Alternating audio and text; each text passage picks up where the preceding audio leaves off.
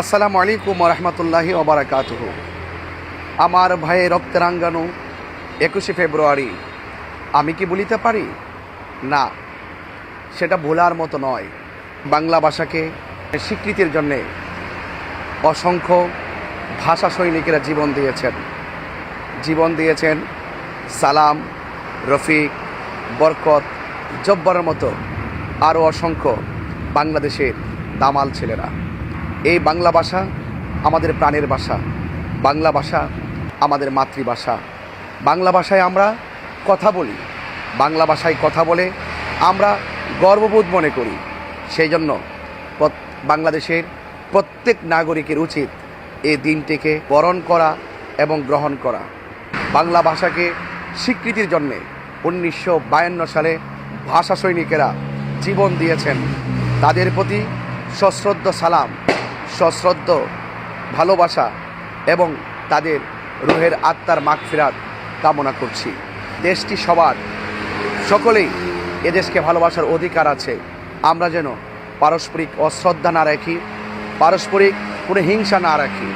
আমরা সকলে সবান্ধবে আমরা ভাষার শহীদদেরকে আমরা স্মরণ করব এবং বাংলা ভাষাকে হৃদয়ে ধারণ করব, সার্বভৌমত্বকে আমরা হৃদয়ে ধারণ করব।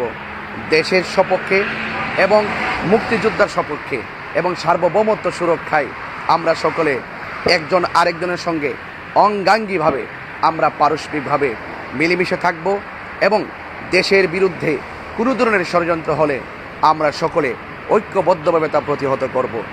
আসুন আজকের 21শে ফেব্রুয়ারি আমরা হাতে হাত রাখি, আমরা সকলে প্রতিজ্ঞা করি যেই রাজনীতি করি না কেন, দিন শেষে দেশটা হলো সবার। আমরা দেশের জন্য, দেশের মানুষের কল্যাণের জন্য আমরা একজন আরেকজনকে সহযোগিতা করি, ভালোবাসি, কোনো ধরনের প্রতিহিংসা যেন না করি। চলছে মাহে রমাদানুল মোবারক, কোনো জুলুম, নির্যাতন, দ্রব্যমূল্য বৃদ্ধি এবং দেশের মানুষের জন্য কোনো কষ্ট না হয়। আজকের এই মহান 21শে ফেব্রুয়ারিতে আমরা এটাই প্রতিজ্ঞা করি।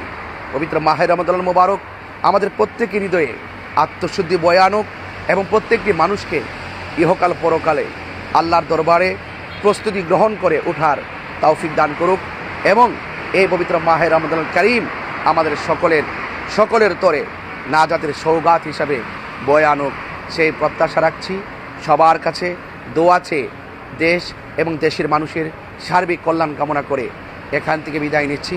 আসসালামু আলাইকুম ওয়া রাহমাতুল্লাহি ওয়া বারাকাতুহু।